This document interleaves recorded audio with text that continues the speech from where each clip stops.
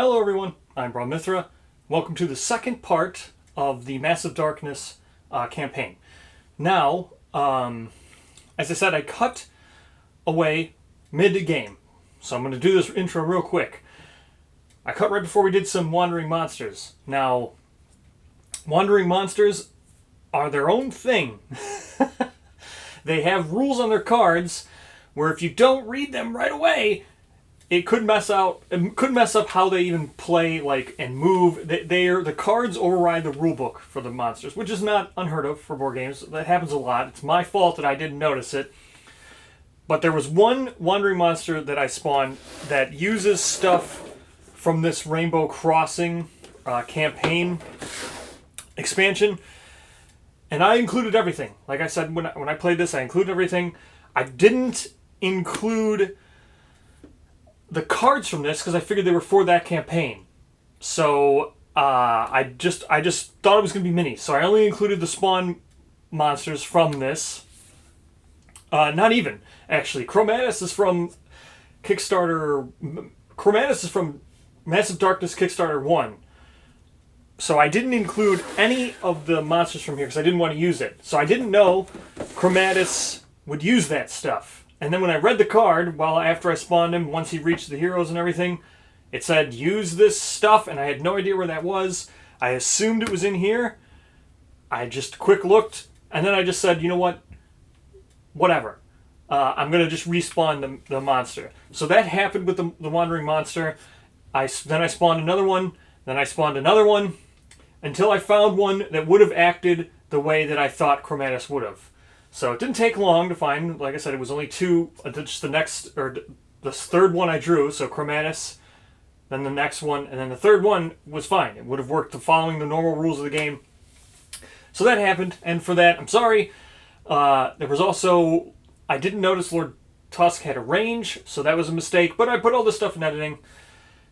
Wandering monsters are a thing, and they're just. I had to learn to be more aware of them.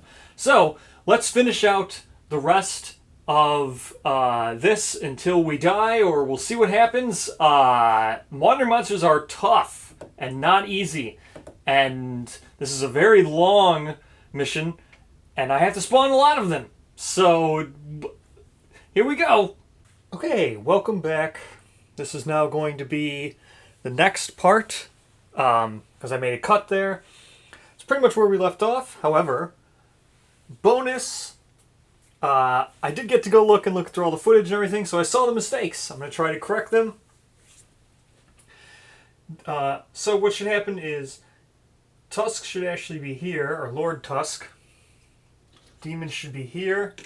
I missed a spawn, so we're going to go ahead and do that right now, and then that spawn should actually be, because I'm one turn behind. So the spawn should still be here. They won't be moving, but I'm one behind. So now we're all caught up on all of that. So put this down here. Spawn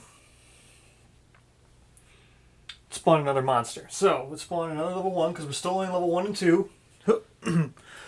So we have Swarm of Rats. So after combat, move this mob one zone away from the attacking hero, if possible. Okay. Well, Swarm of Rats. So, let's go ahead. Spawn ourselves 3 Swarm of Rats, and they're going to have this item underneath them. Wow, that gives them 2 yellow dice. Not super great there. But we're not going to get to them right away. We'll get to the demons first, so let's go ahead and grab the demons, move them up here. Swarm of Rats are behind them. We're obviously going to get to Lord Tusk first, because he's going to start in our zone, because he's one turn behind, so it should be trying to attack, get to here, and then all good. So, Swarm of Rats, I'll grab them, and we'll spawn them right here. And ta-da, 3 Swarm of Rats. Alright. Looks good. Now, we will get Lord Tusk. We're going to deal with him now, and then we'll remember that he actually has a treasure for us to take. So, let's start our next turn. We're starting, again, this green token will affect both of us. So we'll heal up.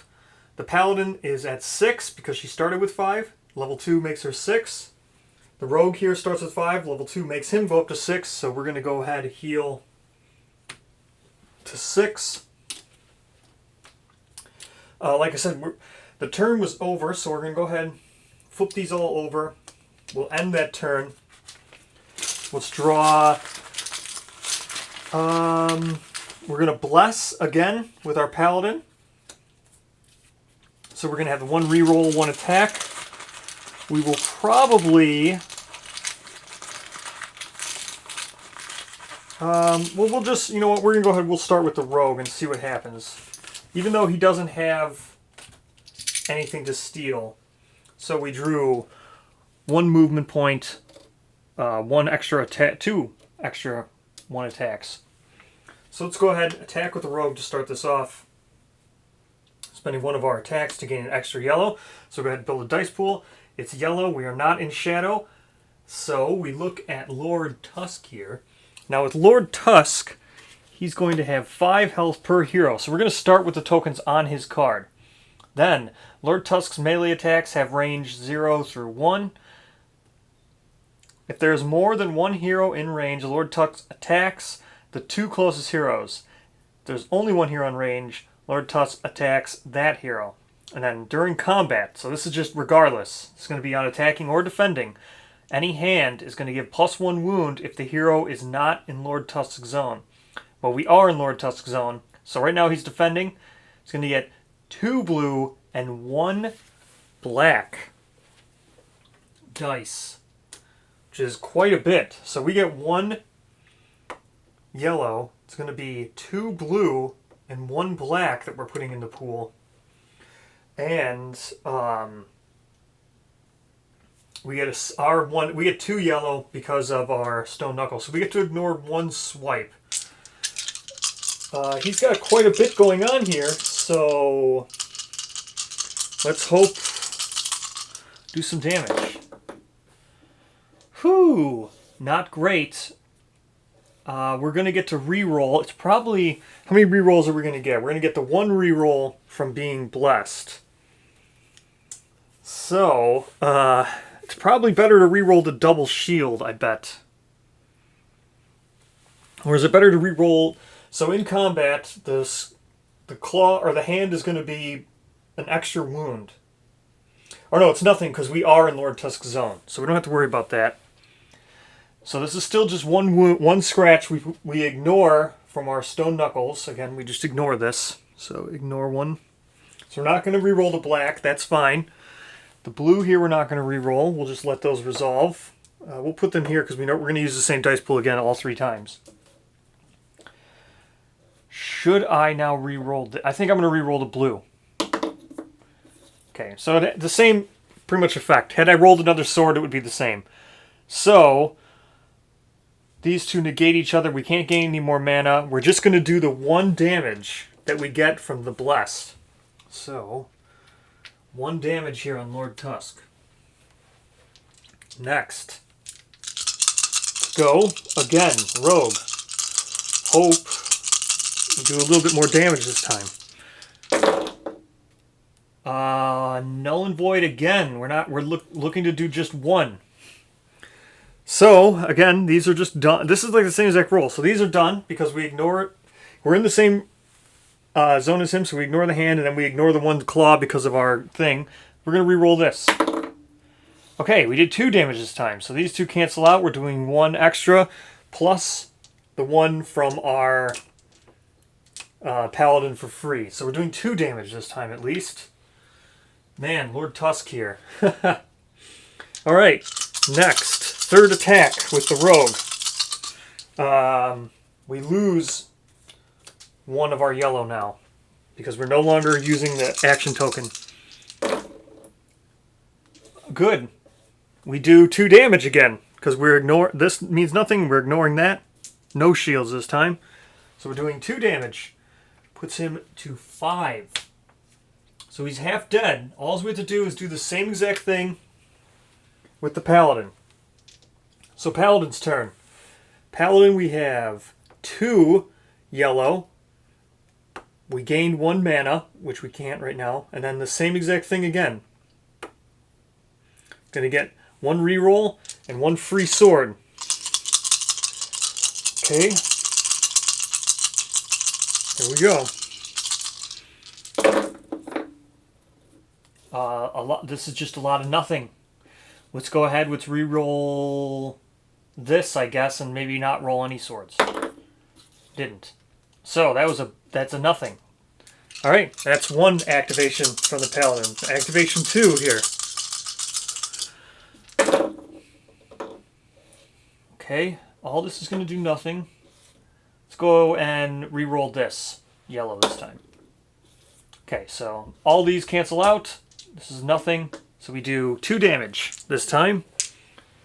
1 from the sword, 1 from the free damage we get from the aura. And 3rd activation, 3rd attack. We need to do 3 damage to kill him. Oh no. So, this time we have a lot of stuff to work out here. This is actually... Oh no, we ignored the 1 hand because they're not going to take any swipes because we're in the same zone. So this is ignored. Let's go ahead and re-roll this. We will kill him if we roll nothing. We do 1 damage. These negate, this negates, and then we take the 1 free from our aura. Ooh, not great. Not great at all. Okay, we do 1 damage at least. Brings him down to 8. So, or brings him down to 2, totaling up to 8 of his 10 life. So we're going to have to take an attack from him. Not great. Alright. Let's go ahead. We'll move the demons to here. Move the swarm until here. Okay. Now, Lord Tusk. Let's look at him on his attack now. Check out Lord Tusk, the attacker. Alright. Lord Tusk's melee attacks have range 0 through 1. So he's at range 0 right now, because we're in the same square. If there's more than 1 hero in range, which there's 2, Lord Tusk attacks the 2 closest heroes. Okay, so they're getting attacked both, each activation. He's going to have 2 activations. If there is only 1 hero in range, nope, there's 2. And then anytime during combat, it's going to get +1 if the hero's not in Lord Tusk's zone. Okay, they are in Lord Tusk's zone. So, I guess I should have read whether or not he had melee. Well, that's okay. So, let's go ahead and do his 2 plus 1 black. So he's getting 2 yellow plus 1 black, and he's going to attack both. If there's more than 1 hero, Lord Tusk attacks the 2 closest heroes. So, he's going to attack both of them. So it's going to actually be 4 attacks now. Alright. So, let's resolve all this. He always gets 2 yellow and 1 black. Let's go ahead and resolve both against the Paladin first. So when I say both, it means he's going to activate, then he's going to activate again. And he's going to attack each one twice. Each one. Both activations. So he's getting 4 total attacks. I'm just going to roll the dice. I'm going to do both attacks against both of the heroes at the same time. So, let's build a defense pool for the Paladin now. We can spend 1 mana to get +1 shield. We might as well do that. So we'll spend the 1 mana to get +1 shield. And then we get 1 defense blue. And because of the monk's robe, which is why I say we might as well spend the 1 mana. Whenever we're on defense, we gain +1 mana. So we're just going to gain the 1 mana back right now. So,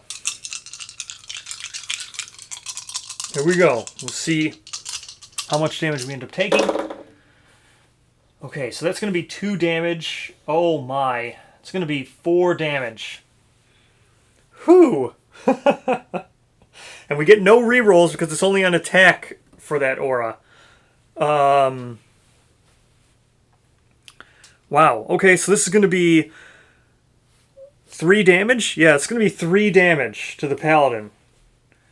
Which we got no defenses. We got no rerolls. We're taking 3 damage. Okay, I'm taking 3 damage. That's not super great. Okay, let's go ahead. We'll spend the 1 mana again. Spending 1 mana, gaining 1 mana. So, same exact thing. Woo! We could die if he does 3 damage again. Okay. We're going to only take 1 this time. So this is going to negate this out. He's going to take... So we're only going to take 1.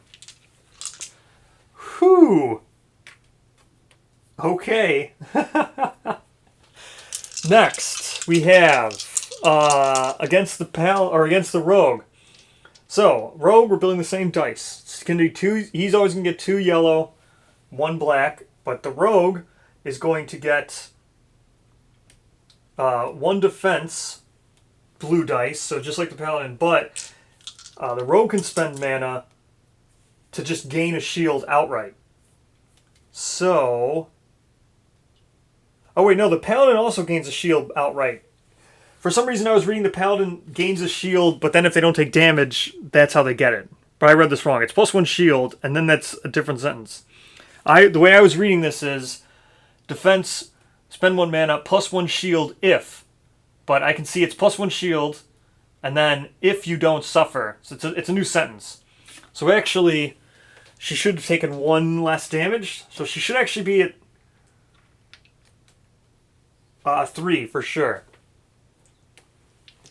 Because the first, she took 4 damage and rolled nothing, so she should have taken only 3. Yeah, okay, so I read that wrong. Well, there should be a period, but that's okay. So I read that a little bit wrong. So his is the same thing. So I guess there's just no period. So it's defense, spend 1 mana, you gain 1 shield. Okay. So now he's gaining 1 shield. Let's go ahead and see if he gets any blocks. He only has 5 health, so not very great. Let's go. Wow. Okay, so he got double block, which is great. So no damage there. Go ahead and roll. This is the second attack now from Lord Tusk, which is going to be a lot. What is that going to be? 3 damage with no defense. So he spends 2 mana, because I spent it both times. I just forgot to discard it. Oh no, I did discard the 1. Because he gets... No, I didn't discard any. Okay. So we're at least shielding 1 of these. So he's taking 1 damage. Okay. Well, that's the end of Lord Tusk. Wow. Okay, so Lord Tusk was kind of a little bit big of a deal there. All right. So, let's see. Now...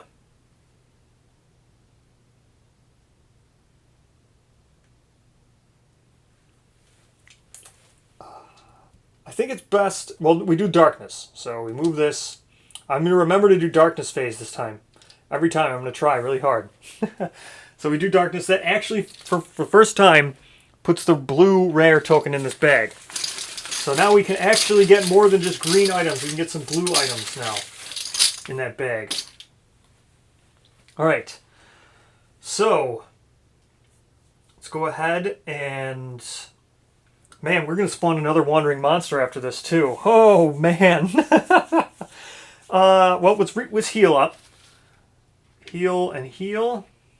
Alright. Heal once, heal once. Alright. Let's attack. I guess we attack with...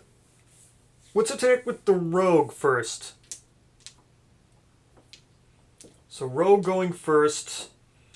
Attacking Lord Tusk again. So Lord Tusk gets 2 blue. We'll grab his 2 blue. And 1 black. So there's his 2 blue and 1 black.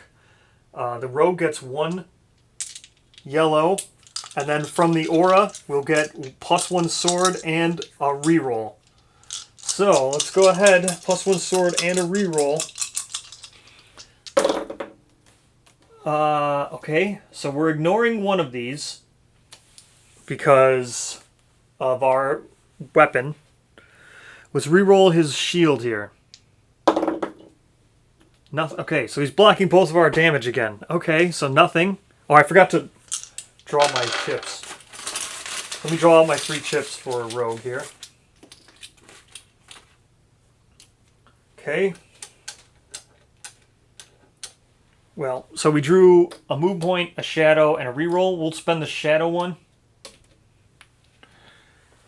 Okay, so spending the shadow one for... Oh, we'll spend the movement point one first, because we're not going to move. So obviously we would spend that first. Knowing that we're... Now let's spend the double reroll trying to kill him. Okay. Man, I am not rolling well. Okay, let's first reroll this to try to even do damage. Okay, now let's reroll this. Okay, so those negate each other. The aura gives +1. Sword. So we're doing 1 damage via the aura. So he's at 9. We just need to do 1 more damage. Third attempt here with the rogue. Spending our shadow. So it means nothing because he's not holding a weapon. Oh no, I get the shadow dice now. That's right, so I finally get the shadow dice. But it means nothing because he's not holding a weapon. I could re-roll that. No, there's no need. He rolled no defense this time. Okay, so that's the final damage. Huh. Oh man. That was a little bit. Okay. Alright, so we killed Lord Tusk. That was intense, actually. We were flying through this stuff like not much in our way, but... Okay, so we get the common treasure. We get 1 of them. And then this goes back in the bag. We get 1 common treasure for the rogue. Ha! Leather gloves. Attack, you get to reroll. Spend 1 mana, you get to reroll. We don't have any gloves yet, so there we go. Now, the monster is now dead. Roaming monster. There he goes. Let's give everybody 4... well, the rogue gets 1 for killing him. Whenever you kill anything, you get 1. So the rogue gets 1. Then everybody gets 4. So this is going to go to 10 for the paladin and 7 for the rogue. Now the paladin's actually going to level up from Lord Tusk dying. So Lord Tusk is now dead. All right. Now it actually is the paladin's turn. Man, I guess we just open this door? I guess. Right? What else can we do here? I mean, the demons are gonna make it to us too. I guess we deal with the demons first? No, let's open this door first because then we're still spawning them at level 1 and 2. Okay, so the paladin's gonna go first movement point to do this. Alright. We open the door. Hoop. Twin chambers. After revealing this chamber, open the closest closed chamber and reveal it as well. Don't draw a door card for the second chamber. Okay, so the closest one is just right across here. So these both got revealed. Okay. That's going to spawn 2 monsters. Okay, let's spawn this one first. So spawning this monster first, it's going to spawn at level 1 and 2. Hoop. Okay, we've got Naga.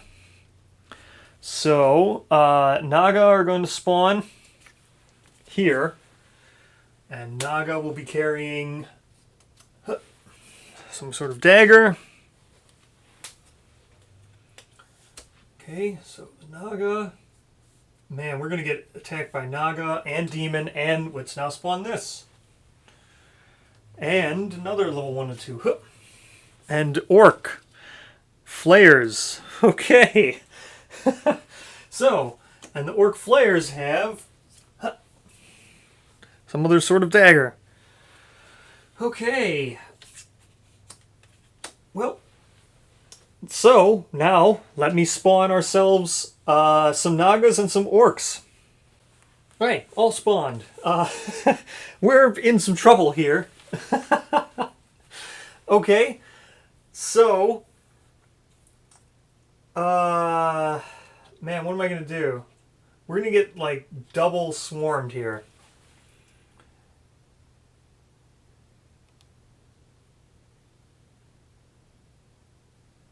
I mean,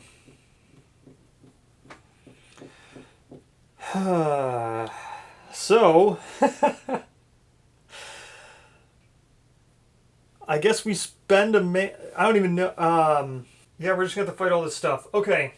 Well, we're just going to pass the rest of our turn and let all this stuff come to us. So let's resolve the Naga first. So they're going to attack, and then nothing in the zone, so now they're moving into the zone with us. And then the demons are going to try to attack, get nothing, and then the demons are going to go again, try to attack, get nothing, and then come into the zone with us. Alright.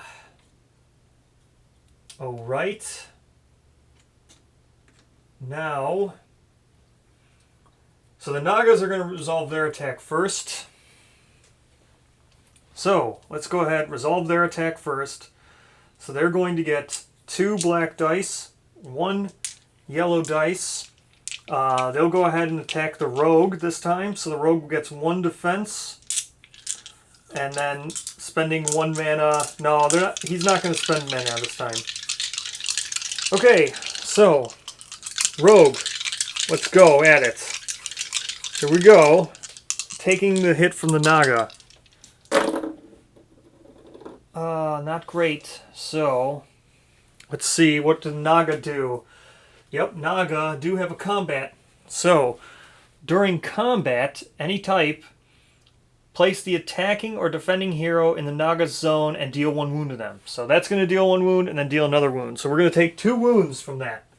So claws from Nagas are just wounds. Whew. Okay. So we're going to take 1 wound from that. 2 wounds. So we take 2. Okay.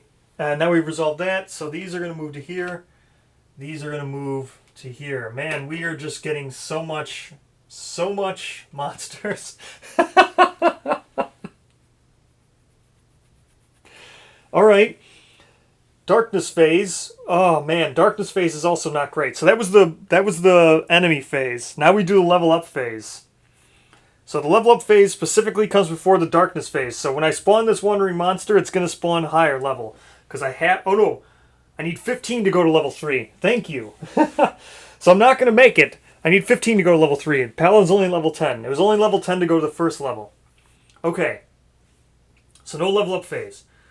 Darkness phase. Spawning another wandering monster. Here we go. Okay. Chromatus. Here we go. Chromatus is going to spawn with 1 token from the bag. Another common.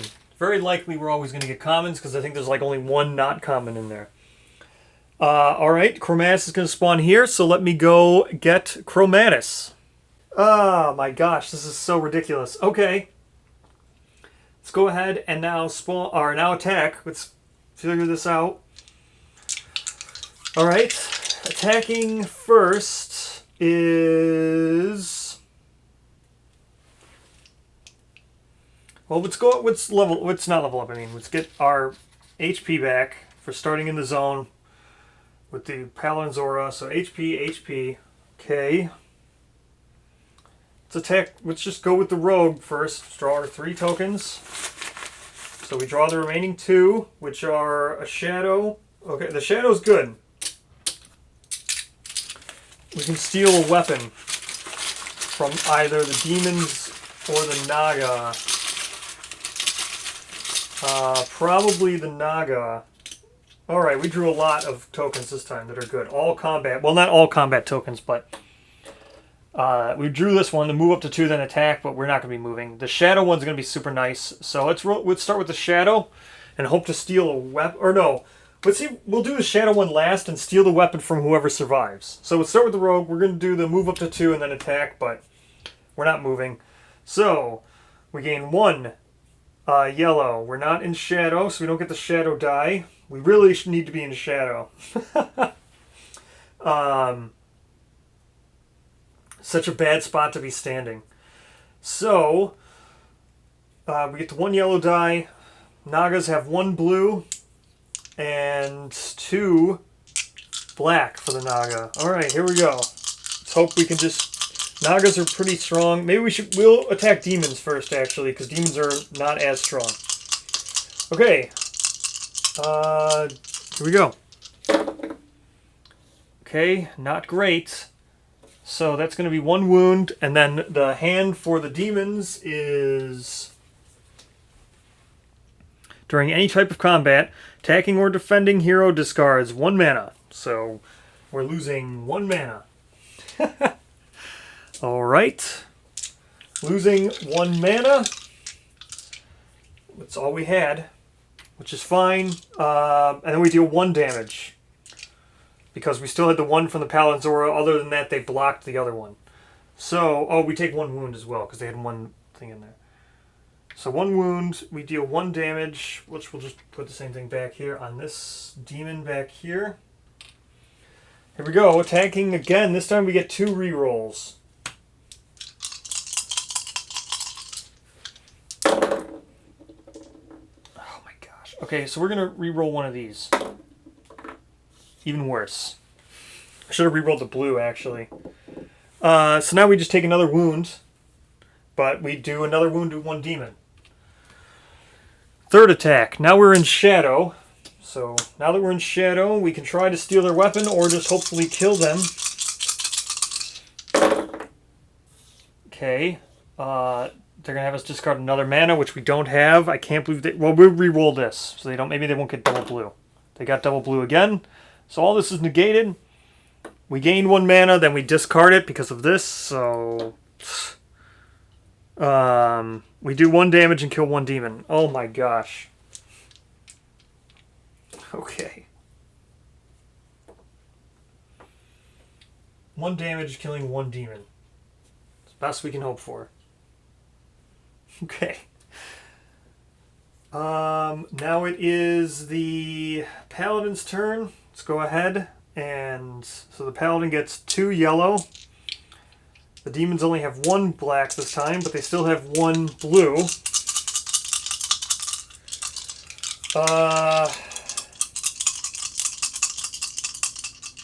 Yep, here we go. Oh, this is really made. That's 4 damage. Not even gonna re-roll anything. So that's 4 damage because we get the +1 from the swords. We gain a mana. Can't gain any mana, but we get +4 damage, which is great. 4 damage to the demons is going to kill one of these demons and put a damage on the leader. Let's go again. Attacking the demons.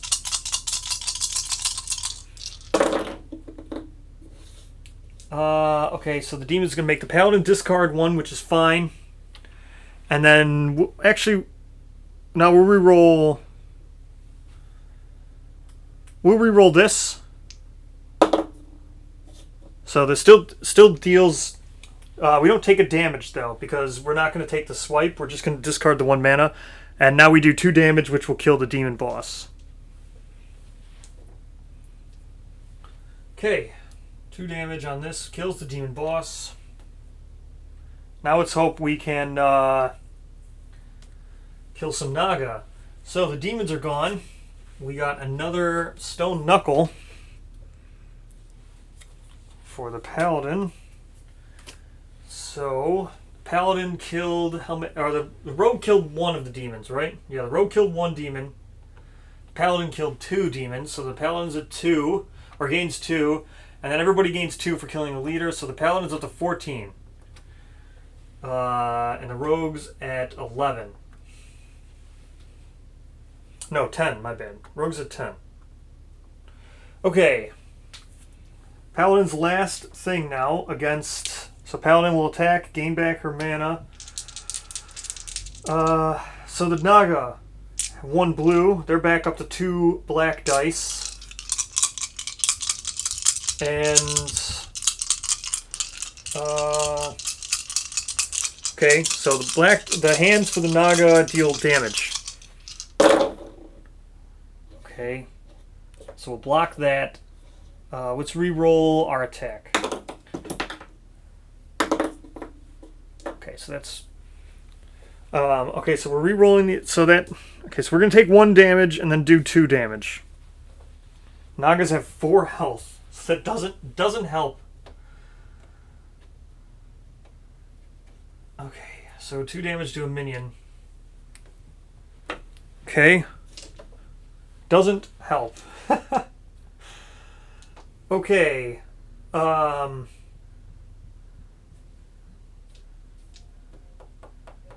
let's go ahead with the next enemy phase. So these are, we'll just move up 2 more again. So these will be here next time. Oh man, and these will be here next. No, yeah, they'll be here next time as well. Okay, now the Nagas get to attack. So the Naga have 1 yellow and 2 black, and then they will go ahead and and Chromatus moves, and go ahead and attack the rogue. So the rogue gets, rogue's got no MP. Let's go ahead and attack the paladin then. So the paladin gets 1 defense dice and then spends 1 mana and then gains it back from the robes. So spending 1 mana to gain 1 thing. Okay, so we blocked nothing. Oh no, nope, we don't get to reroll. We only get to reroll on attack. So we blocked this with the 1 shield we're gaining from our mana ability and then taking 1 damage from that. Okay, so we took 1 damage from the hand thing. Just put it there. Attack number 2 for the Nagas. Same attack. Oh, man. Okay, so at least we blocked something. So we'll block one of these. And we'll go ahead and take... spend 1 mana, gain 1 mana. So we blocked another one with the 1 more gain. So we'll just go ahead and take another damage. Okay. That ends the monsters phase. Now we flip this over and go here to the new darkness track. This is crazy. This is just crazy. Okay, that ends the monsters phase and the darkness phase. Back to the hero phase. Everybody gains a life. Let's go ahead, attack these Naga with the rogue first. Drawing our 3 tokens. Good, we get to be within shadow. So we'll be within shadow once, and then let's be shadow right away. Spending our shadow token right away. So now we're in shadow. We get our shadow dice, our 1 attack dice. Naga get 2 black and 1 defense. So, here we go. Hoping to kill them. Okay, the shadow dice coming through. This is a huge attack. This is going to be 6 damage. We'll go ahead and re-roll this. Okay, so it's going to be 5 damage because the one we get from the Paladin Aura will just be blocked, and then we'll take 1 damage. So we're going to do 5 damage and take 1 damage. Not too bad.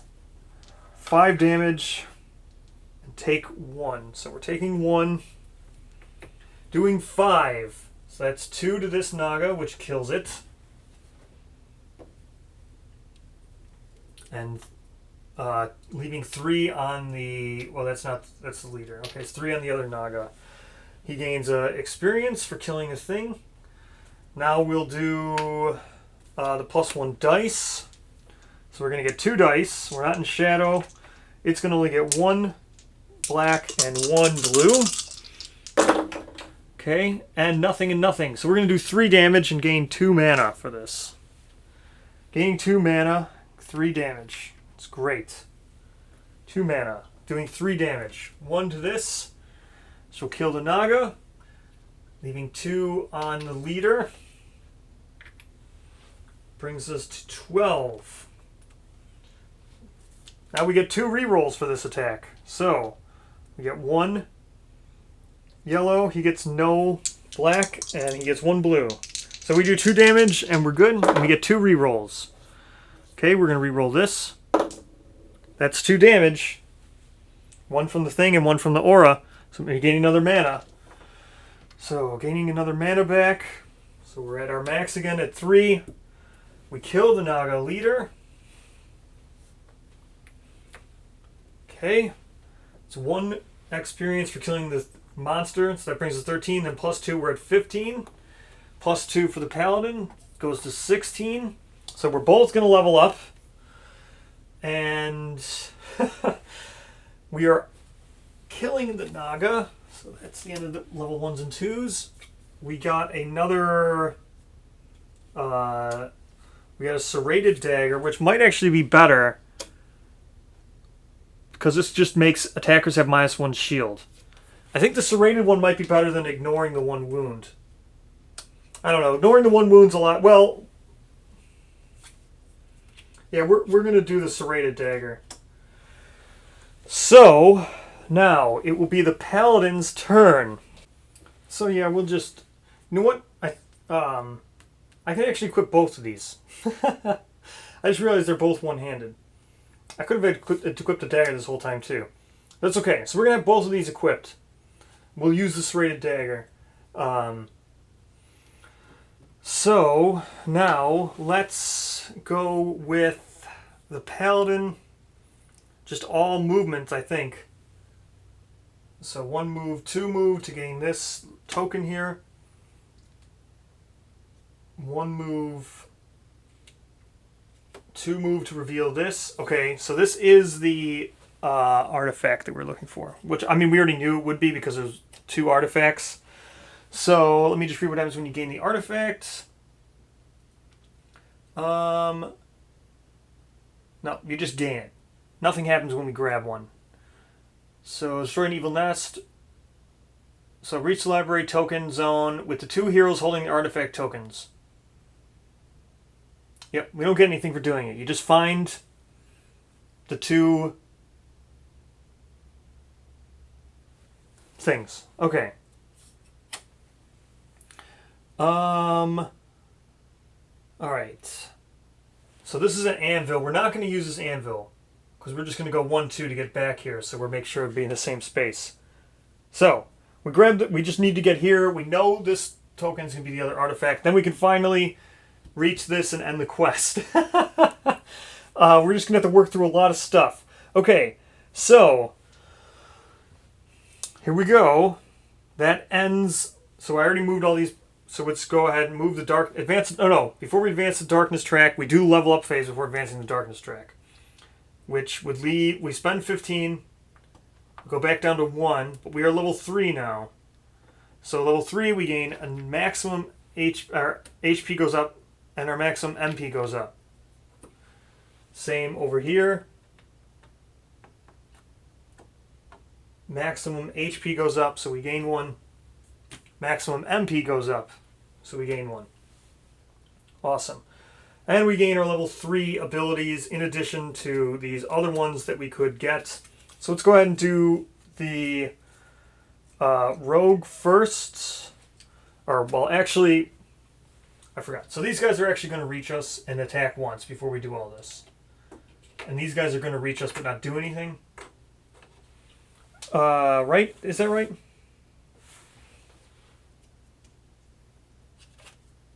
Yeah, that's right. Okay, so let's go ahead and do the 1 attack that we have with the orcs. So the orcs right here, they build their die pool. Oh, so they have an ability on the attack. They add a sword whenever they roll. So let's go ahead and do the orcs. They're going to get 2 black. 1 yellow. Let's have them attack the paladin. So the paladin gets 1 blue. Spend the 1 mana to gain another shield. And then they get it back. Whenever they're under defense, paladin gains a mana. So, okay. So it's going to be doing 2 damage. We get this. Plus we spent the shield to get the 1... we spent mana to get 1 other shield. So we just block outright this attack from the orcs here. Okay. So then I forgot to move them. Now we're done here. Now we do the darkness phase. Right, so this guy goes here. Darkness phase. Now we're actually level 3, so let's spawn a level 3. Hoop. Okay. Griffin.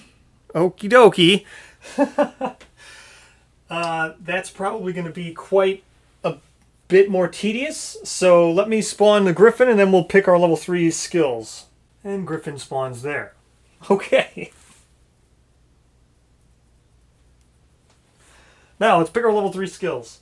So we could always pick these other ones. Not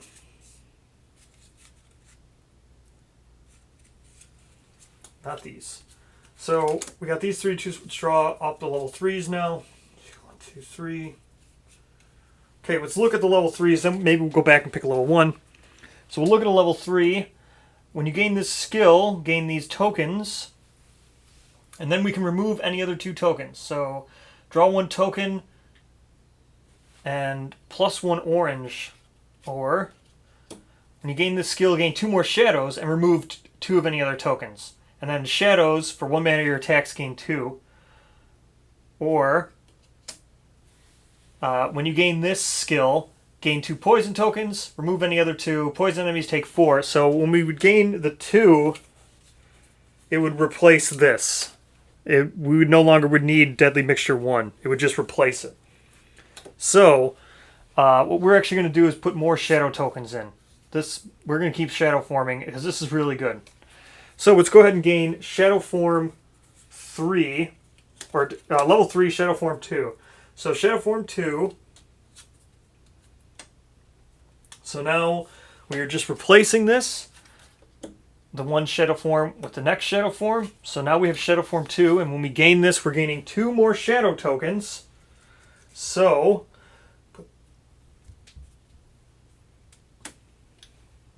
here we go. 2 more Shadow tokens, which is great. So that's 2 more. We'll put them here, right here for now, and we get to remove any other tokens. So what other ones don't we really want? Let's look at our entire bag. Those all look pretty good to me.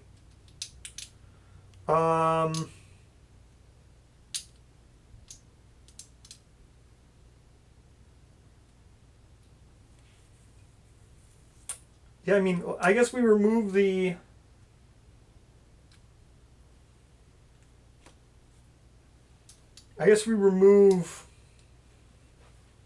the 2 +1 movement points. 2 of those. So we don't need any of those. So yeah, these were in the bag. So these ones go back. These are the ones we'd already used. So now 2 more shadow tokens go in. Alright, now let's start with the robes then. Let's draw 3. Hopefully we get some shadow tokens. We should. There's a healthy amount in there now. We got 1 of them. So we're going to get +1, +1, and then our new shadow token. So let's go ahead and do the new shadow token right away. So spending 1 of the shadow tokens, which we'll put these all over now because these are all spent.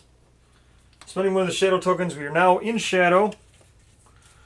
So those all go there. Now, so our new thing, while in shadow, we can spend 1 mana to gain 2 extra swords. We will definitely be doing that. So now we are in shadow. We get our shadow dice. Let's attack the rats. So yeah, we'll attack the rats. And the rats get no defense, but they're going to get 2 black dice. Then we get 2 yellow dice. Now, in addition to this, while we're in shadow, we're getting 2 swords for free. Okay, we're getting another sword. Let's go ahead and re-roll our shadow dice for our 1 re-roll from the paladin. That's right there. That's what we wanted. All right. And then the attacker gets -1 defense, but they didn't roll any defense, and we ignore this wound. So we're ignoring the wound. We're going to do 4 damage, gain a mana, which we spent to get 2 extra swords. So we're getting 3 extra swords total. 1 from the paladin, 2 for being in shadow. This makes it 6. We're doing 7 damage now from the rogue, which is super great. 7 damage from the rogue. Let's divide up to 7 damage. So rats have 4. So we're just going to kill 1 rat. Gain 1 experience. And leave another rat with 3 wounds on it. Alright. Next, +1 yellow is what we'll spend. So we get 3 yellow. Rat gets 1 red. Or 1 black, I mean. All right.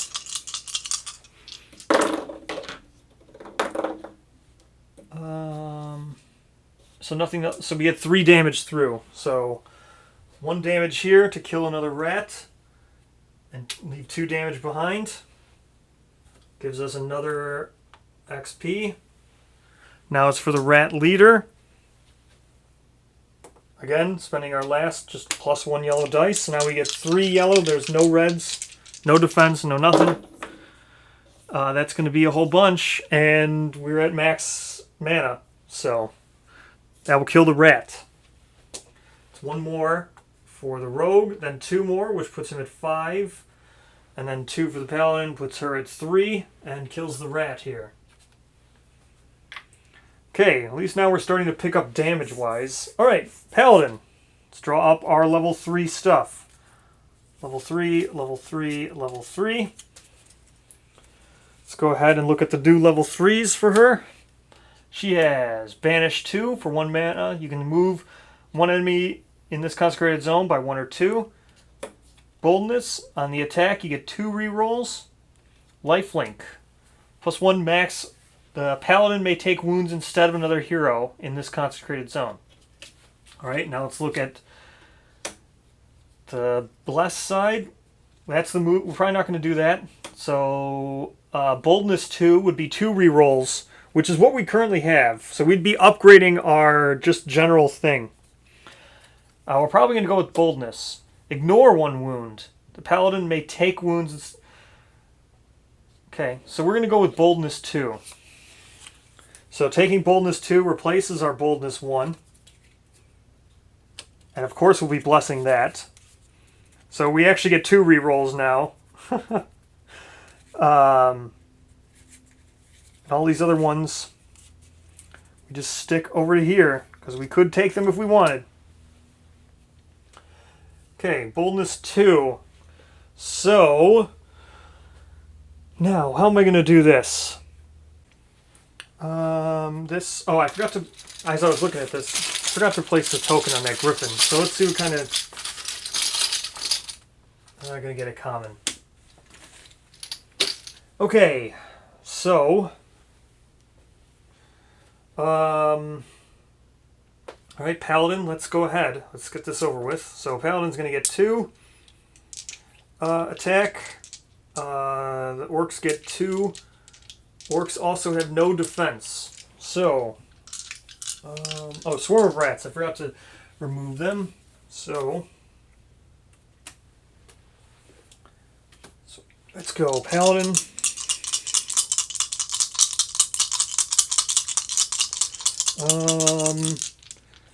Yeah, that's it. We're going to get 2 rerolls of +1. Oh no. I think that's actually bad for these orcs. So So they're going to gain swords. Each one of those is basically a sword. Not great. Okay, so each one of those is a sword. So that'd be doing 2 damage back.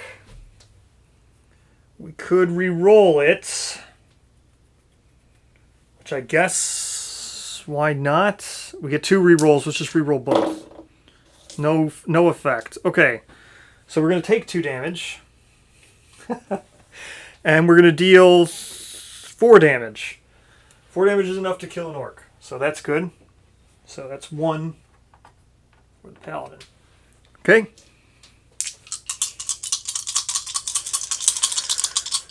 Oh my gosh. Let's re-roll this. Let's re-roll this again. Okay, to a nothing. So we're going to do 2 damage and take 1. Okay, so we're taking 1 and dealing 2. Whew. Not really great. Oh, actually, you know what? I rolled... Oh, well. I'll just get punished. They should only have 1 black dice. But so I got punished there a little bit. That's okay. I probably made rules mistakes. We'll just accept that as punishment. All right. 2 re-rolls. Let's re-roll this. And let's re-roll this. Okay, so we're going to take another 1 damage. The paladin almost died from this, but we're going to do 3 damage in return. So 2 more damage is enough to kill this one. and then leaving 1 on leader here. Okay. Now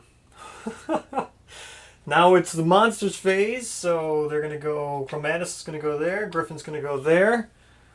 Going to move the darkness phase track up. This is just absolutely bonkers. Okay. Now it's the... Well, just resolved with this monster here attacking the rogue. So... Rogue gets 1 defense. We'll spend 1 mana to gain... No, I don't even need to gain... Whatever, I'll gain the next mana. So spending 1 mana to gain back... to gain 1 shield. No, you know what? I don't need to do it. I can spend it during the attack. So I'm not going to spend it unless I have to. So, that's it. They get no black dice, no nothing. It's just a straight roll-off. Okay, so I will obviously have to spend 1 mana to gain 1 defense. Okay, and then still didn't get enough, so I'll take 1 damage as well from that attack. Great. So that is the end of the Orc's turn. Start of the next round. Draw from the Rogue. Get Shadow Token and a movement point. These go in. And draw the 3rd token, which is 2 rerolls. So, oh my gosh. Okay. Let's heal up. So each these are going to heal 1. And then Chromatus is going to make it to us, so it's not even like we get to... Well, we'll move. What we're going to do is kill this guy, move into the darkness, which will finally help, and then we're going to have to deal with Chromatus. This is so ridiculous. Alright. So let's move with the Rogue, or let's go with the Rogue first. Spend our 2 reroll token. So we're going to get 2 yellow. The Orcs get nothing. No defense, no nothing. They just need to take 3 damage. So, okay. So we get 2 rerolls from the Paladin Aura. Okay, so we gained a mana, which we can gain because we have max 4. That's 4 damage. That's going to kill Orc Leader. Oh my gosh. Okay, so we killed the Orc Leader finally. Going to gain ourselves another serrated dagger, which we're just going to use. We're just going to dual wield serrated daggers. And gaining 3 with the Rogue, 2 with the Paladin. Need 20 XP to go to level 4. Then we're just going to move them both into this zone. And wait. Again, so... Because I'm not going to move into the Chromatus zone because there's a trap there. Okay, so that just wastes all that, wastes all these. At least now we're in Shadow. So, it's now the monster's turn. We'll just move the Griffin here. Chromatus does not have a range. So, he's going to do nothing, then move, and now he's going to attack with his second action. So... let's see what's going on with Chromatus. So, Chromatus. It's the fluffy aura, or if the fluffy auras are being used, draw a fluffy aura and attach it to Chromatus. It can have multiple auras, granting rewards and effects as if it were a mob. Then, if the fluffy auras are being used. Am I supposed to be using fluffy auras? I don't know if I should. I don't even know if I should be using fluffy auras. I think that's from another expansion, which I forgot to include all the actual parts to it. So I think that's from like the Rainbow thing, Rainbow Crossing. Let me see if fluffy auras are in Rainbow Crossing. If they are, I'll grab them. Or you know what? It would have acted completely differently. So you know what? Instead of Chromatus, we're just going to say it was a different Wandering Monster level 1 and 2. So that's my mistake, because I didn't read what it was actually doing, because I wasn't going to read it till it got to me. So let's just draw another one and say that it was actually a cockatrix all along. Okay. If there is a hero in line of sight of a portal, never. Place a cockatrice on the closest portal zone. So, if there's a hero in line of sight, cockatrix attacks the closest hero in line of sight. Okay, so that's... Oh, this one has a ranged. See, so this one would have been acting differently as well. Let's draw one that's not ranged, which doesn't have some weird rules which I didn't use. Okay, here we go. This one's not ranged and doesn't have weird rules that I didn't have.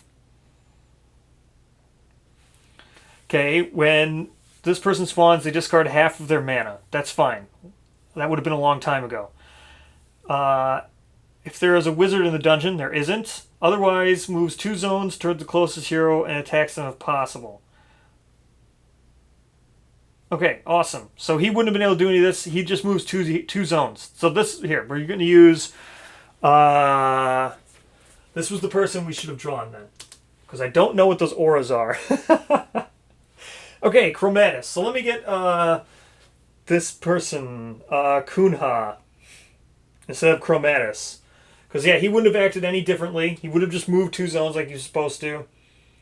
Let's see. If Griffin, let me read what Griffin's supposed to do. If Griffin's in a zone with a treasure or loot token, it's not. Okay, if Griffin has an open path to any treasure or loot token, didn't. If Griffin has an open path to any treasure or loot tokens, place Griffin in the closest zone with a treasure or loot token. Then Griffin attacks the closest hero if possible. Okay. Wouldn't make a difference. There's the closest loot token's here, and there's no heroes there. So, yeah, wouldn't have made a difference. Awesome. So let me get this change of minis here.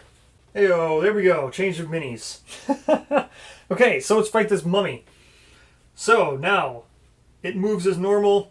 Kuma moves 2 zones and attacks closest hero. So when he was here, he would have moved here and attacked closest hero. And that would be it.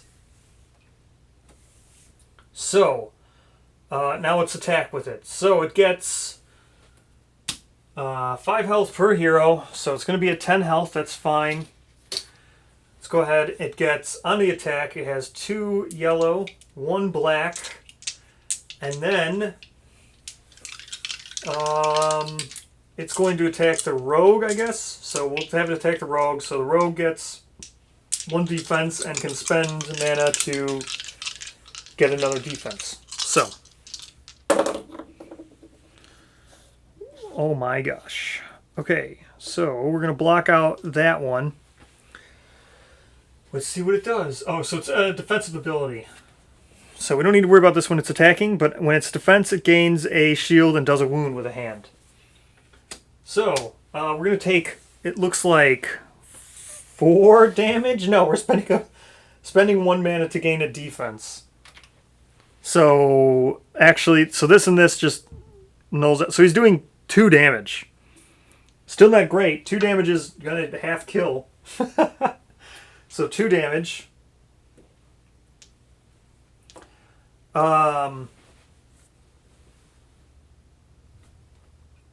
are we going to do next? Yeah, so that would be it. So that's the end of the... it's the end of that monster's turn. Oh no, because it moves 2 zones if possible, because the closest hero and attacks. So he attacks again, because... So he tries to move here, then he moves 2 zones. Then he activates. So now I think he would activate again. Let me just make sure that when it says otherwise moves 2 zones, it doesn't mean that like he tries to attack and then otherwise he just moves. He spends his actions moving. I just want to make sure that that's what that means. Okay, so roaming monsters read weird. So it's in the case both conditions are not met, which were the cases for all these other turns before. Then they're treated like a regular mob where they move twice. So, check the condition, and if it's met, execute its effects first, then end the monster's activation. Okay, so yeah, that is how it was meant. So he doesn't try to move twice, he just moves twice and then attacks once. So that is correct. So I played them all correct, except for this Griffin's kind of weird.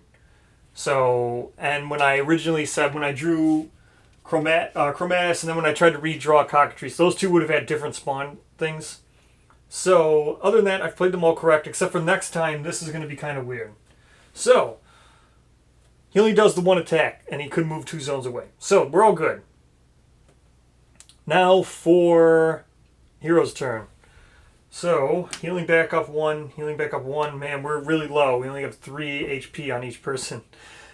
Okay, starting with the Rogue. Let's see if we can kill this wandering monster.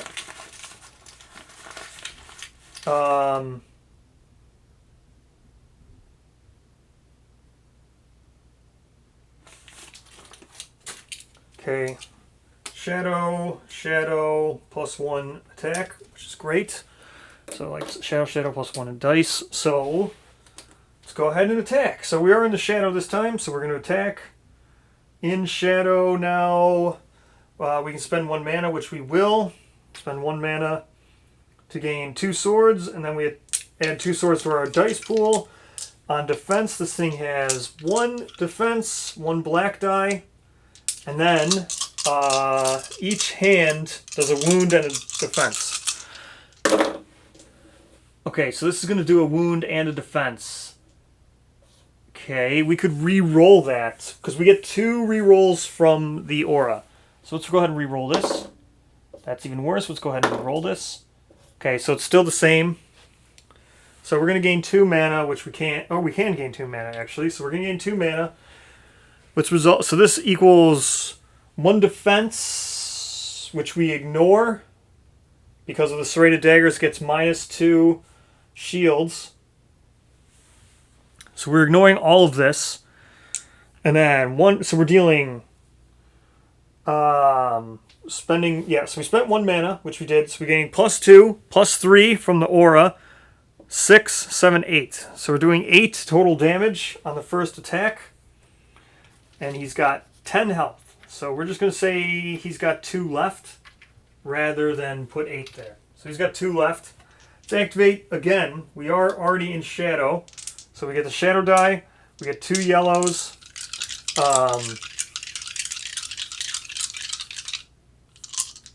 He gets 1. Yep, so this is all good.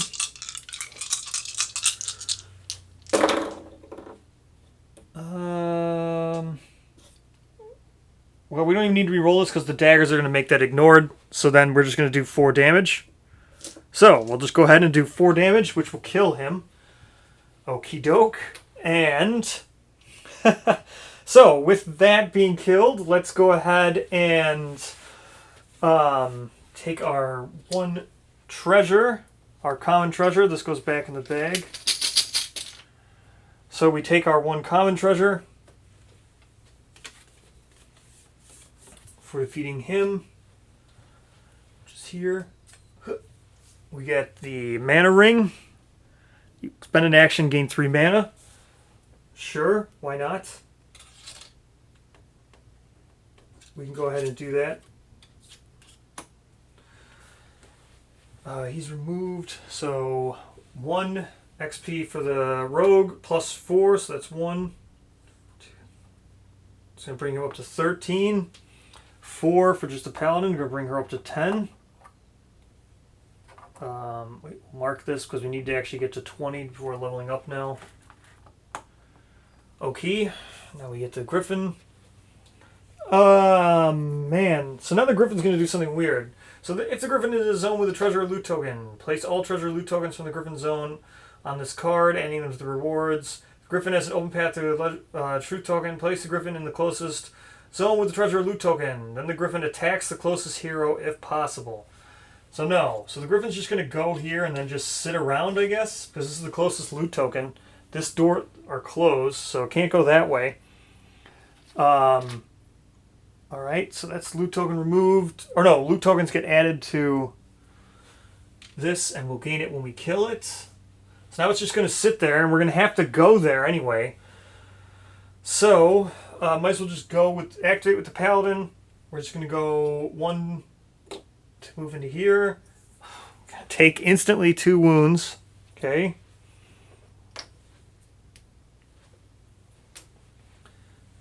Then go to here. And then so the rogue will also go here. We'll move, I'll spend 1 mana to do that, to move that there. Actually, to move it here, because I can see this zone, so I'll move it there. Because we're going to have to fight the Griffin, so that's going to be the end of all these tokens. That's pretty much the end of the whole turn, because we're just going to have to pass for the remainder of the turn. Let's go this. I guess this thing just wants to sit here is how I'm reading this. Because it just says move. Yeah, so, yeah, that's pretty much it. It just sits there now. Well, next turn it will try to attack, right? So the Griffin has an open path, which it did. To any treasure, loot tokens, place the Griffin, and it sat there. So we're just going to go there. And now, at the end of this turn, it will try to attack us. Right? So where was the Griffin was, what did I say, it was here, right? Yeah, so it should have went 1, 2... Because it doesn't say it's limited by movement. Yeah, so it should have moved here last turn. I'm right. That's right. Because when it was here, or here, it had an open path to there. So it should have just done it the whole way. So, so it should have, yeah. So it should, when it was here, it should have always just moved to here because it seems to have unlimited movement. Then it would have tried to attack, and then now this turn, because there's no more treasured loot tokens, this turn it will move to us and attack. So I need to put this here. That makes sense to me. All right. So yeah, that's right. So when it spawned, it was originally blah blah blah, and then it should have went here. Then it should have just waited. Now that it is here, we'll move here. Now it will do its normal thing like it's supposed to. So that ends our turn. That's where that thing should have went to last turn. Now, like I said, because if the Griffin is in a zone with a treasure loot token, place all... so we did that last turn. So first turn, it would have done this. Place the Griffin in the closest zone with treasure loot tokens. Then the Griffin attacks close hero if possible. That wasn't possible last turn. Then it started its last turn. The Griffin is in a zone with a treasure loot token. Place all the blah blah blah on this card. So we added them all to this card. So now none of these things can be achieved. So now it will just attack us. That's right. Okay, so it has 14 health. And it's just going to move into our zone. So, let's go with this now. So, the Griffin on attack, oh my gosh, has 2 yellow and 3 black. And then while it's attacking, or well, we'll see. So it should attack the rogue, I guess. So the rogue has 1 blue defense, and then I can spend mana to get more defense. This is absolutely nuts. I think that's just going to kill the rogue. Okay. So we're going to block these 2 out by spending a mana. So let's see how much damage we now take. I think it's probably going to kill the rogue. So that's 1, 2, 3. That's going to kill the rogue even regardless. So let's see what this thing's claw does. So the claw is, for every 2 claws, it gets 1 extra sword for each treasure or loot token on the Griffin's card, which there's currently 2 of. So for each, that thing just did a ton of damage. So that's actually 2, 5, this is 6 damage that it just did to the rogue, which will kill the rogue for 6 damage. Okay. That's fine. Alright, so we have this token here, this wisp token thingy, that's always been sitting there for a long time. So, when you get knocked out, let me read the exact wording on this thing, so I get the timing correct. So, knocked out hero can perform any actions or be targeted by an enemy abilities. Where is it? Yeah, when a hero is suffered enough to be knocked out, at the start of a round, if a hero is knocked out, the players may spend a Lifebringer token by flipping it to the gray side and bringing it to the knocked out hero back up. The hero stands back up with 3 health, and however much mana they had. Okay. So, that's this. So we flip it over. Now we get a reroll token. allows knocked out players to continue doing rerolls once for any combat reason. So we're now at the start of the round we bring them back with 3 health, which is fine.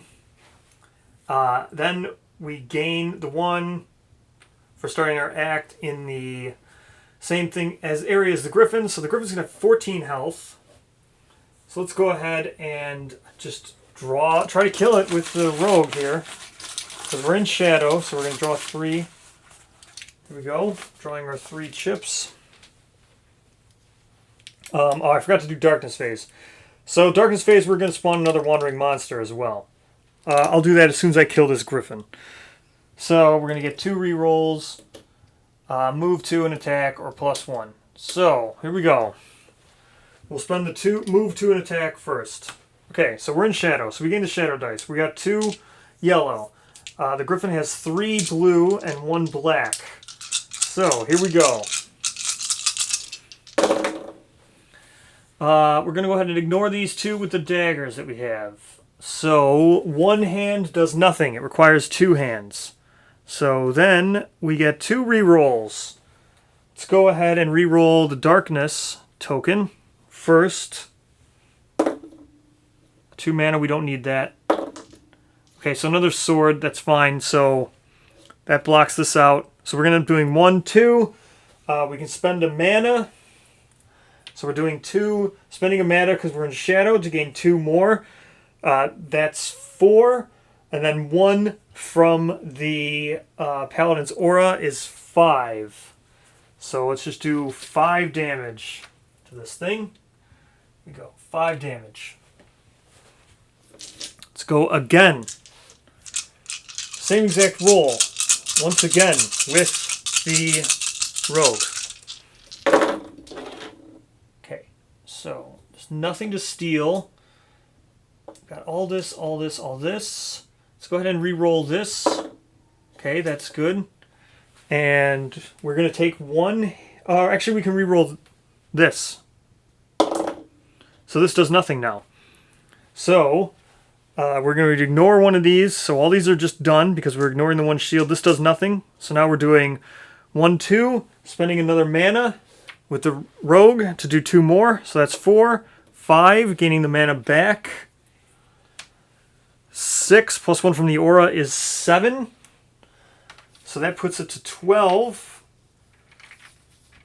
It just has 2 health left, this thing. It's 2 health left. Here we go. Same attack with the rogue.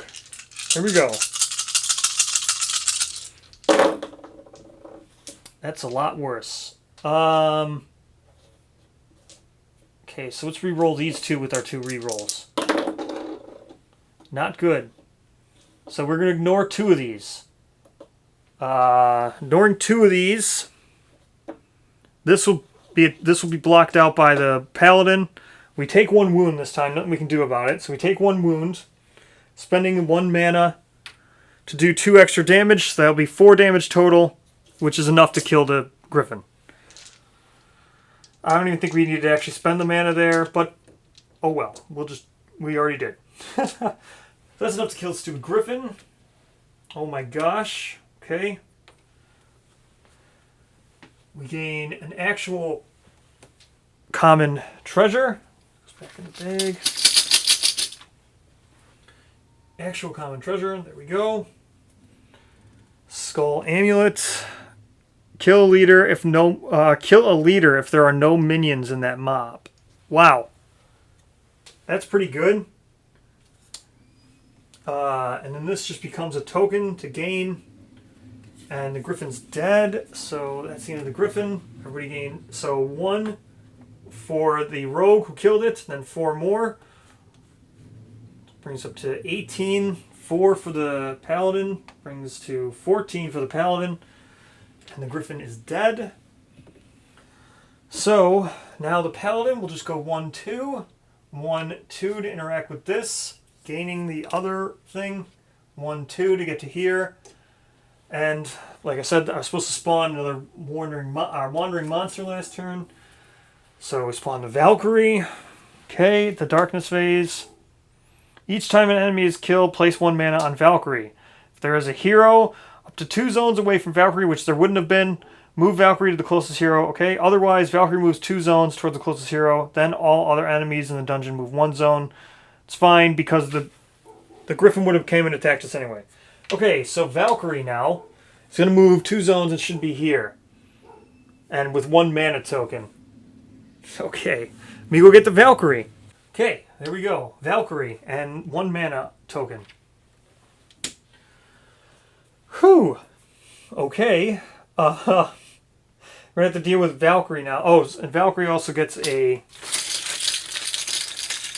treasure token. Just another common. Okay. Let's go ahead and start with the Rogue. So the Rogue's going to heal because they're still in the aura since it's here. Drawing 3 tokens. Okay. It's only 2 to be able to be drawn.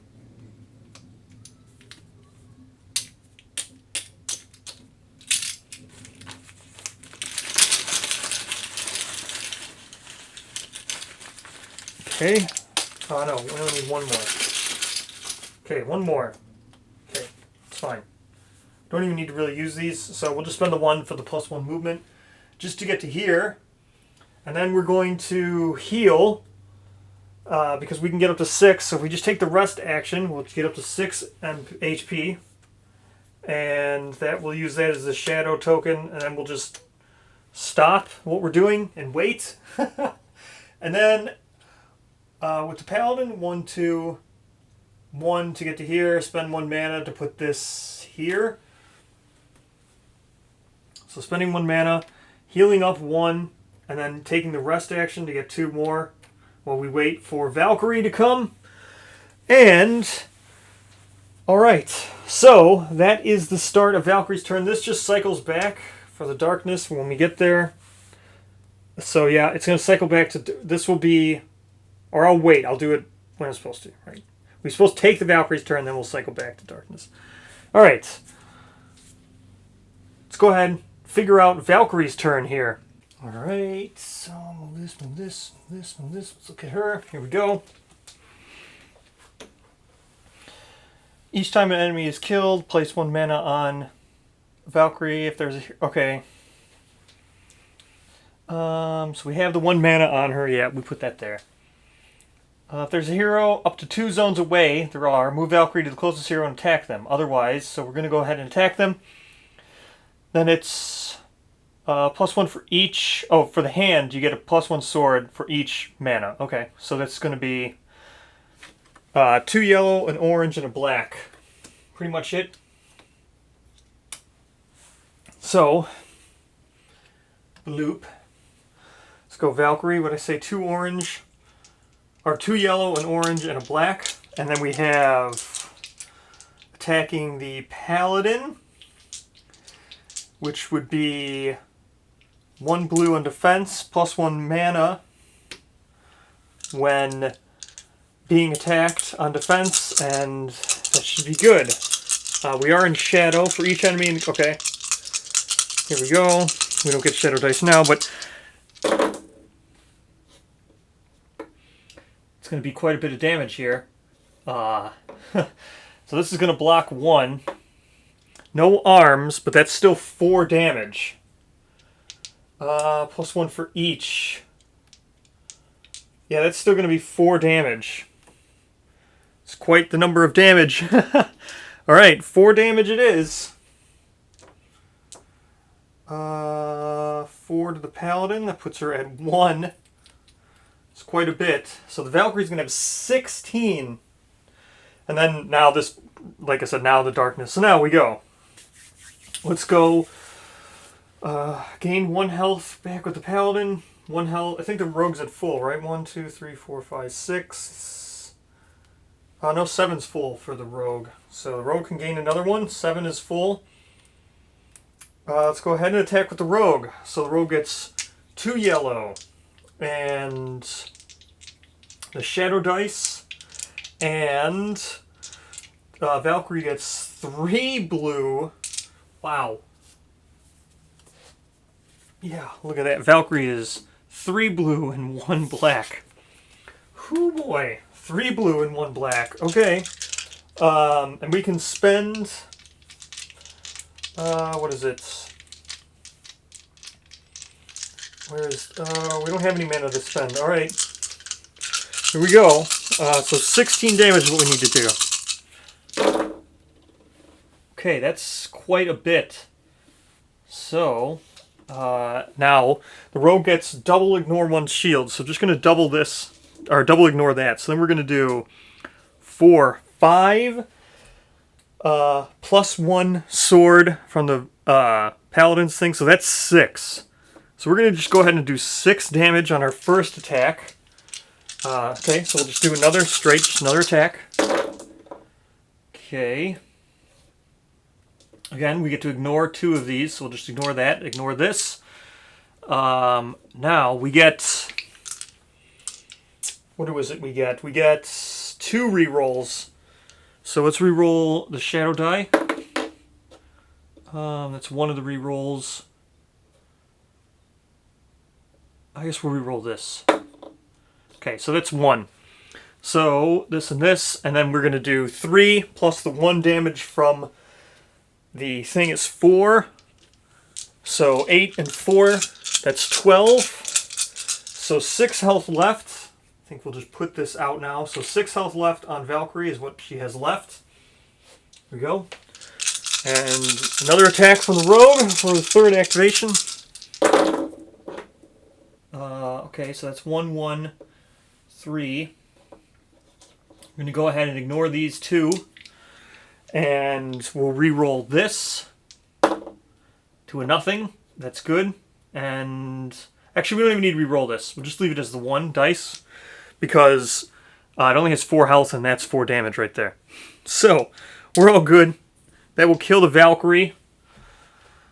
Whew, Valkyrie's quite strong. So that will kill Valkyrie. Rogue gets 1 experience.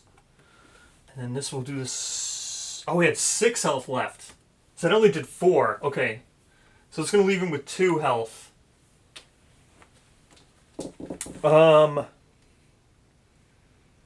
That's fine. So Rogue doesn't get 1 experience. But the Paladin should easily be able to finish off this thing, I think. Finish off this Valkyrie. So Paladin gets the 2 yellow, 1 shadow. Valkyrie gets 3 blue. And then while attacking, Paladin gets a mana. So 5 is the max mana for the Paladin. So here we go. We just need to do 2 damage. Okay. That's going to be 4 damage, but 3 blocks. So let's go ahead and re-roll this. Let's re-roll the shadow dice. Okay, so we're just going to do 1 damage. 1 damage just from the Paladin's aura. Okay, Valkyrie has 1 health left. We really need to kill this thing. Okay, here we go. Was that going to do it without even re-rolling? 5, that's going to do 6 damage with 3. That's going to do it without even re-rolling. Alright, now the Valkyrie's dead. Oh, I forgot the black dice. So there should have been 2 black dice rolls in there. Okay. So this is for the first roll. Paladin would take 1 damage from that. Okay. So Paladin took 1 damage, and then this is for the second roll. Okay, we can re-roll twice, because the second roll I didn't use any of my re-rolls. Okay. So we got re-rolled twice and got 0 damage. Okay, good. Whew. Because that could have killed the Paladin. Okay. So now the Paladin gets 1 for killing the... actually killing Valkyrie. Okay. And that Valkyrie card is discarded. Gets a actual common treasure. Yeah. Ooh, it's much better. 2 defense. Much better. So we'll put the 2 defense. This goes back in the bag. Alright. And this mana token was just a mana token. So that was the second. Now for the third action, we just need to rest to gain 2 HP back with the Paladin. Okay. Oh my gosh. Oh, and then everybody gets 4 experience. So from 5 to 9 for the paladin, and 1 to 22 for the rogue. Okay, that's the end of the hero phase. Now the level up phase. So the rogue actually has to spend its level up phase. So she spends all 20, goes to level 4. So level 4, we go 2 more max XP, 1 more max mana to go to level 4, which cost us our 20. So instantly gain 2 more HP and another mana. And our max HP is now, let's see, 5, 6, 7, 8, 9. Our max is 9. So we've got, right, we should be at 9. That's 4. Yep, we're at 9. I can actually take 4, 5 of these, cash it in for 5. So we are at 9. Okay, there we go. Now, for the actual ending turn here. Now, that's the end of the level up phase. That puts us at 4. So we're still within the orange 3 to 4 level. But we are at level 4. 1 experience away for the paladin to getting level 4. But that's fine. It is what it is. We rest with it. Now we do this. Darkness phase. We spawn another monster. A regular old level 3 to 4. Which are Naga again. So we can spawn Naga once again. They're going to spawn with a 3 to 4 weapon. Hoo-yah. There we go. There's their 3 to 4 weapon. Yeah, they're getting a lot stronger. Okay. They're going to spawn here, same way. So Naga, don't even need, because I've already had them. They're just still right here on the table. So don't need to do any editing for that. So there they spawn there. That ends the monsters phase for spawning because that was the darkness phase. It's after the monsters phase. So back to the, well, now we level up, I guess. So we get our level 4 stuff, level 4 stuff, level 4 stuff. Oh, that's level 5. So the 2 new level 4s for the rogue are, at the start of your turn, you may add a random face-up spike trap. Now, we don't really want to mess around with traps. At the start of your turn, you may rotate this card to exhaust it. Place back the tokens you drew and draw 3 new tokens. You may pick from your discarded tokens. Refresh the bag. You may pick from your discarded tokens. Refresh this card when reshuffling the bag. So that's Rehearsed Tricks. We would need to get Rehearsed Tricks 1. So we have Shadow Form 1 and Shadow Form 2. So we could get Rehearsed Tricks level 1. Or we can start adding Poison. Or... So...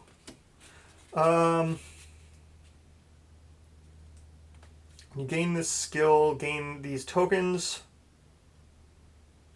I guess we'll do the Tailored Swiftness. We'll go back and gain a level 1 so we can start ranking up the Tailored Swiftness. So, when you gain this skill, gain tokens.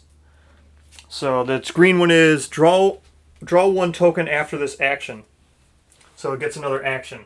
So, we're taking Tailored Swiftness now, which is this token and this token. So, the draw and then this, they go in our bag now. That's our level 4 level up. So, let's go ahead and draw our 3 tokens. Well, we did get... So we got a Shadow token, a double reroll, and the +2 movement. So, that's pretty nice. So, let's go ahead, put these out. So, what are we going to use? Well, I guess the double movement. Let's go ahead and do the double movement first. So, we're going to get extra movements. So first, we will open this door for 1 movement. Again, this is on the door here. So it's going to open the door for 1 movement. Let's draw. Spawn 1 mob in the active hero's zone. Remove 1 mob from the chamber. Okay, so we got ambushed. Let's go ahead and remove this 1 mob from the chamber. Now we're going to spawn 2 mobs. So first mob. Okay, we have nymphs. These are the ones that are spawning in our thing. 2 defense. Ignore a sword, it becomes a wound. Okay. So, and then the nymphs get a mob level 3 to 4 item. So that's that. And then this mob's now spawning. which are Goblin Warriors. We'll spawn them with a level 3 to 4. Huh. Okay. Man. So, let's spawn the Nymphs and the Goblin Warriors. Okay, and there are the Goblin Warriors. Bam. Oh my gosh. Okay, we have nothing else left to spawn. We just need to get to here. This is such a long quest. We're killing so much. Okay. That was the first thing.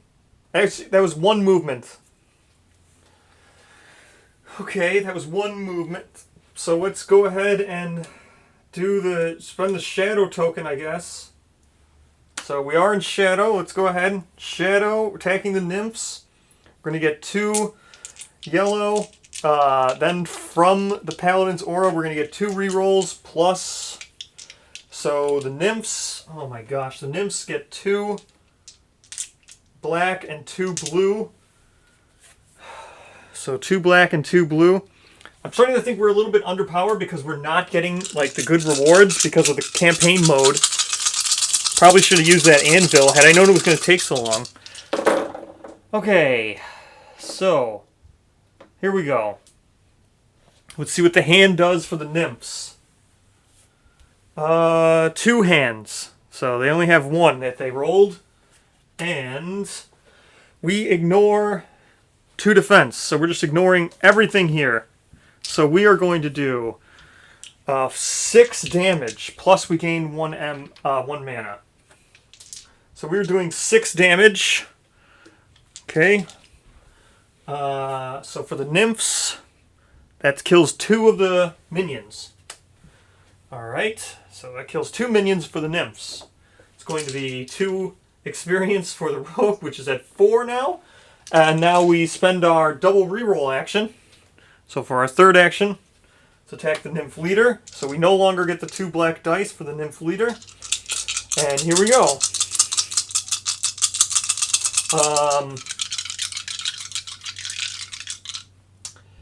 Yeah, so we're all good. Okay, well, we just need to do 3 damage. So we get a lot of rerolls. We're going to get 4 rerolls. Because we get 2 rerolls. So let's go ahead and reroll this. So that's going to let us steal the weapon, which we don't really need. We're going to kill this if we kill this one. So there we go. That's what we wanted to reroll. So we're going to ignore these 2. We only needed to do 3 damage. That's 3 damage right there. It's way more than that. That's 7 damage. Or 6, because minus 1. That's more than 3. So we have... so these are blue. Okay. It's another experience for the rogue. Goes up to 5. Then killing the leader. So everybody gets 2. So it goes to 7 for the rogue. 21 for the paladin. So the paladin will level up after this. That kills the nymph leader. Okay, this is discard. And we get an actual blue item finally. Skull Scythe, which is 2-handed. Each rolled mana may be used as a sword instead. I don't actually know if this does more damage because we're doing minus 2 ignore defense when we attack with the rogue. So,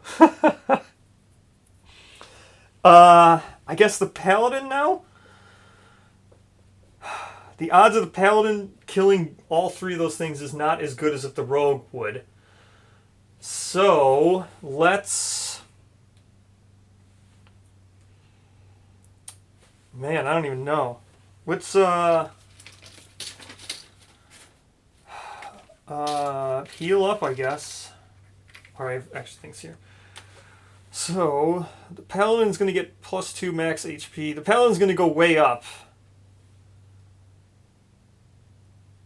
Yeah, so what we're going to do is we're just going to heal with the paladin for the first one for 2. That puts us at 5. We're actually at max. We're at 7, so we can heal again to get to 7. And that would be that, I guess. Alright. And then... Alright, so... That would end the turn. The paladin would have to spend their 20, now that it's over, to go to level 4. So just like the rogue, paladin gets 2 more HP, 1 more max mana, is now at level 4. So let's look at the level 4 here. So we have Divine Protection and Echoing Hollow. So I guess we do Echoing Hollow, where this concentration effect also affects all adjacent squares. And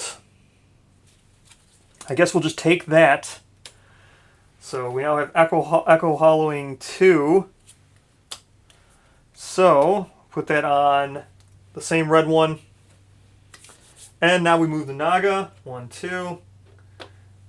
Goblins try to attack, they can't, and they move into the zone here, and now they attack. So the goblins have this. Oh, the same scythe we just got. They had that also equipped, so it's going to be 1 yellow, 1 orange. Whew, 1 yellow, 1 orange. 1 yellow, 1 orange. They can go ahead and attack the rogue, I guess. No, they can go attack the paladin. So the paladin's going to have 2 defense, 2 blue now. And okay. And they get 2 black. So this looks like that's it. Okay, so looks like they get 2 fists. We'll see what that does. Oh my gosh. So one hand is +1 orange, once per roll. So even though they got 2 hands, it only says once per roll, so they're only going to get 1 more orange. Okay, so they're going to do an extra damage, which is fine. So this blocks out this. They just do 1 damage. Okay, 1 damage.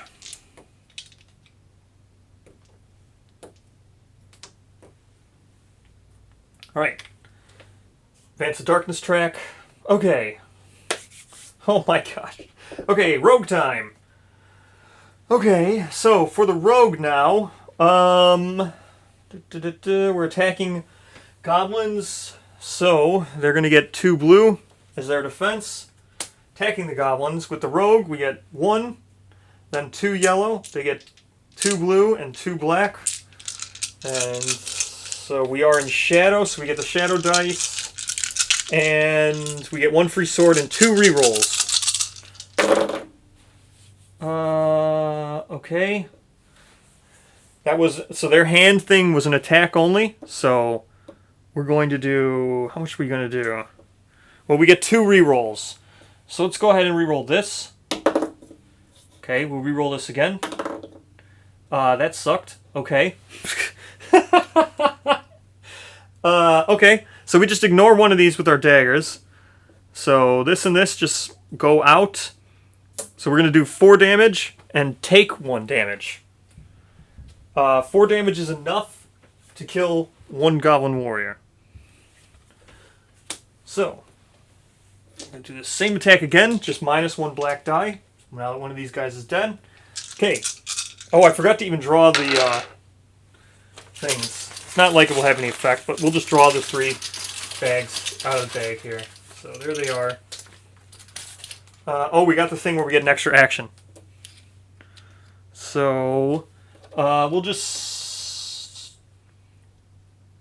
Okay, so we'll use this one first, and then we'll draw another token. So, we use that token first, now we draw another token since we used it. Okay, so we're going to get an extra attack. Now we'll use... So we just drew 2 of these. +1s. So we'll use one of the +1s. Adding another yellow to our attack pool. Doing the same thing. Oops. Drop the dice. So many dice. Okay, so we can steal their weapon. I guess might as well. Doesn't really matter. We'll steal their weapon. Now they don't have it. We're probably going to kill them. So yeah, we're just going to ignore this with our daggers and take 1 damage. And then do 5 damage. That will kill another one of these. We're going to take 2 damage, since I forgot to take it last time. So that's 2 damage. And do the same attack with -1 more. So how much did that do? That did 5. So that means there's 1 damage on this guy. So just 3 more damage and we killed the goblins. That looks like 3 damage right there. No blues. That's 3 damage. So we killed the goblins. Good. Killed the goblin. It's 5 XP for the rogue. So 1, 2, 3, 4, 5. Brings him up to 12. And 2 XP for the paladin. Now it's the paladin's turn. Or it's actually the rogue's turn still. So we're going to go ahead and move 2 with our last action. 1, 2, I guess, to get to here. Now the paladin. We'll go 1, 2. Grab this for 1, 2. Move here and interact with the library here. Pretty sure that's all we need to do is just interact with the library to end it. Let me just look. So just say, it's dungeon. So side quest, condition, collect all lair tokens. We did. Reward, only if players. So we get campaign 10 since we got all the lair tokens. We got that one and that one. So we get campaign card 10 for the side quest, and then dead ends. No, wait, not dead ends.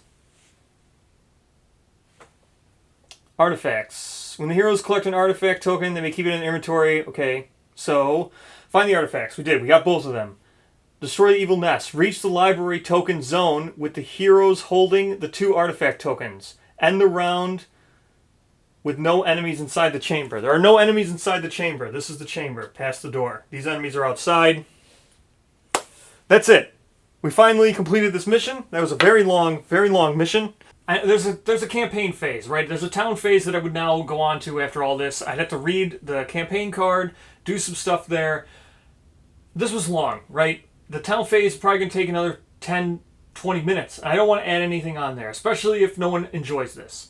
So, if you enjoyed this, if you like Massive Darkness 2, or if you just would like me to not have to explain all the rules again and would just like me to go to slower ones, because I think after this initial prologue where you do the first mission from the original Massive Darkness, it looks like they slow down a little bit. They're a little bit faster paced missions.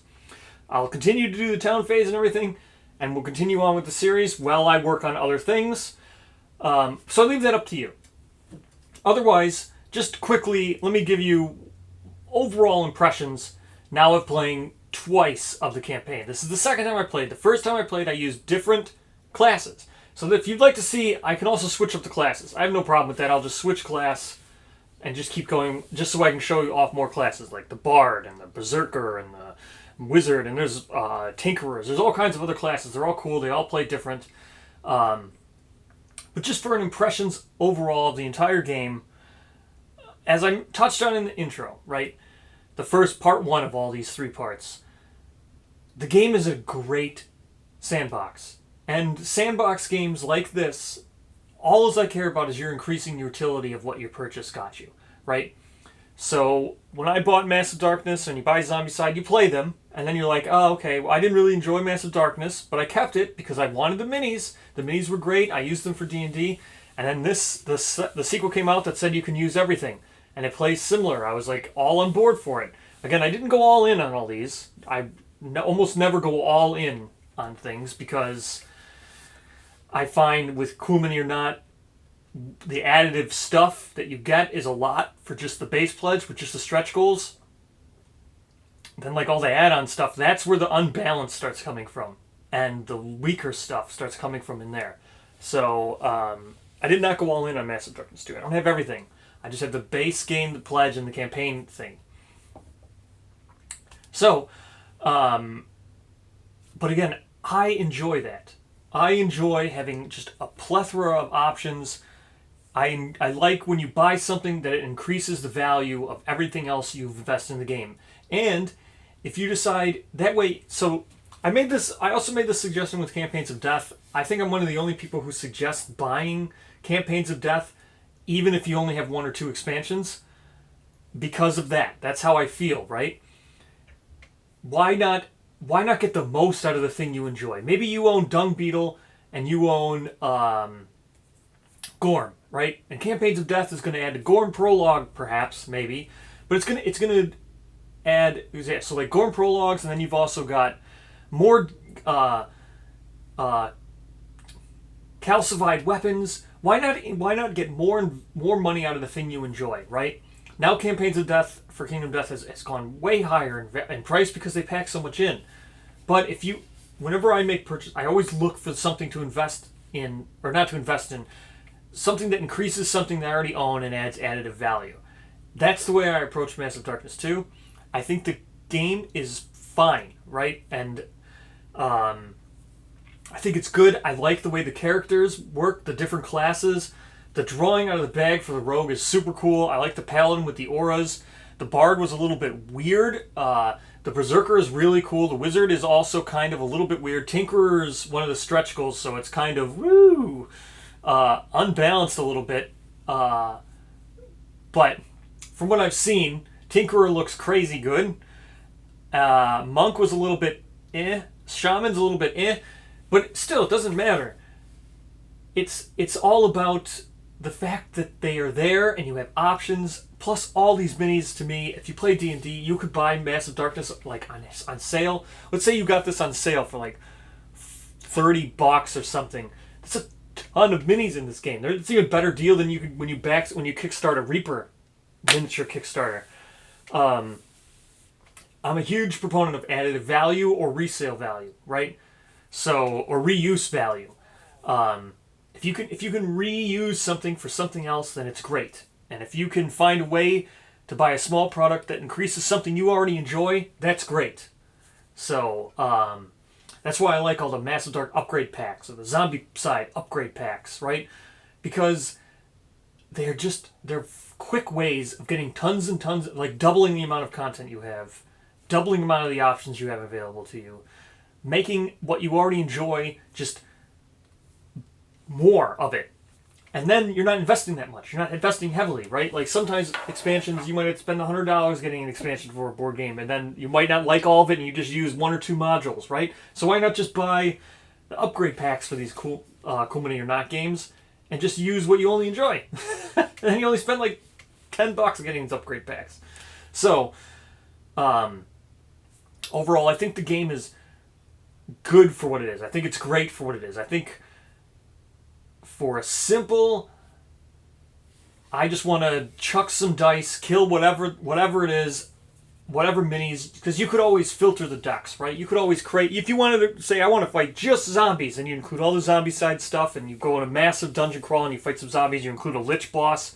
I think the mini bosses, there's actual bosses too in the game. I don't fight any of them right now, but there are actual like big, huge mini bosses, like Kingdom Death size bosses. Huge amounts of health. You just burn them down.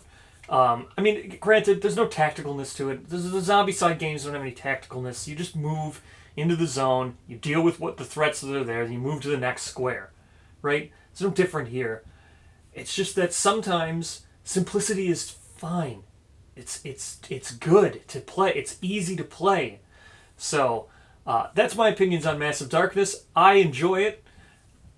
I don't want to give off the impression that I think it's a tactical masterpiece that replaces Kingdom Death. That's not it at all. I would even say that it wouldn't even be my go-to board game if I wanted to just play board games. Again, I target it to the people who grew up playing HeroQuest with me, play Warhammer Quest with me, who play D&D with me, who just like to sit around and we don't even pay much attention, right? You don't have to pay super close attention to this game. It's not, you can just laugh, you can role play if you want, and it's not huge focus draining from you.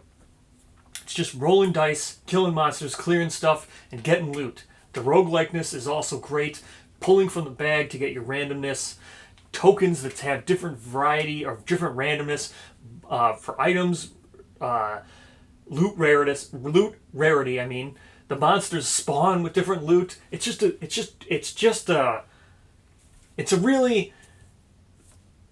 a board game. And it's fun while you play it. So, thank you so much for watching. Leave all your comments on here if you want to see Massive Darkness continue. Again, we'll start off with the town phase if that is the case, and we'll work into campaign Mission 2. So thank you so much for watching, and I'll see you in the next video.